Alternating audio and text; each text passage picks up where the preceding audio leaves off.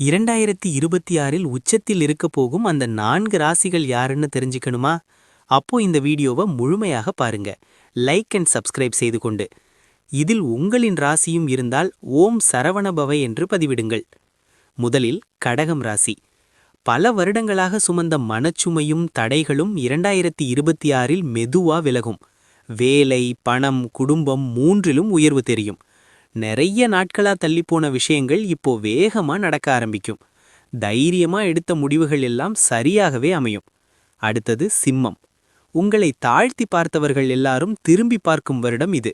பதவி, மதிப்பு, சமூக அந்தஸ்து எல்லாம் உச்சம் தொடும். அதிர்ஷ்டம் உங்களை தேடி வரும் ஆண்டு. புதிய முயற்சி, வெளிநாட்டு வாய்ப்பு, வாழ்க்கையில புதுசா ஒரு தொடக்கம். அடுத்து கன்னிராசி. பணம், வேலை, குடும்பம் மூன்றிலும் சமநிலை வரும்.